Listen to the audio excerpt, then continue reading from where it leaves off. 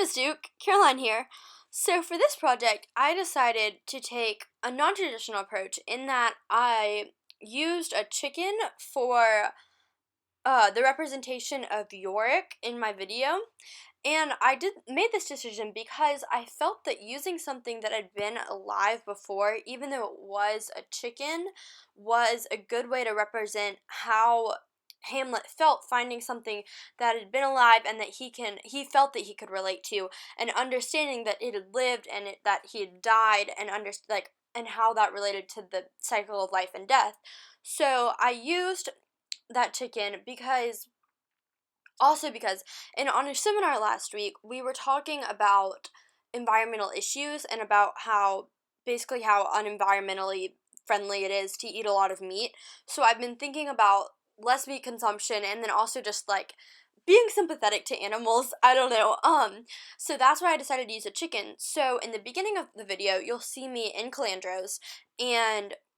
the reason that I chose to go to the store and do this was because I felt that when Hamlet starts talking and when Hamlet first finds the skull of Yorick, he's around Horatio and he's around the gravediggers, and it feels as if he's like around like in a place where it's kind of not appropriate for him or not normal for him to get as serious as he does, but he is so caught off guard and so struck by it that he begins to talk and starts a soliloquy about what he's found. So when I filmed it in Calandros, I know a lot of people that go there and I know the people that work there, so I liked that when I was there I felt really awkward personally, and I felt kind of uncomfortable with what I was doing because I felt that that kind of represented how just like out of place it was for Hamlet to do that. But then you'll see that I shift to being at my house right after that because I felt that at the beginning Hamlet is somewhat kind of cognitive and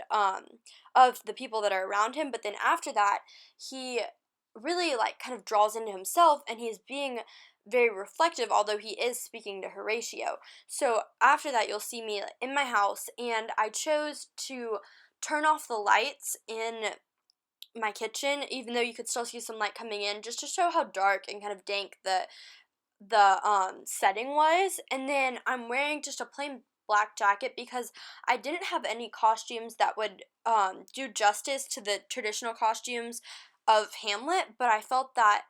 for a more contemporary adaptation of the piece, that just a plain black jacket kind of represented just how it was just plain and it wasn't loud, and it allowed it to be mainly about what he was saying as opposed to what he was wearing. And all of these decisions were just supposed to represent how personal the soliloquy really is.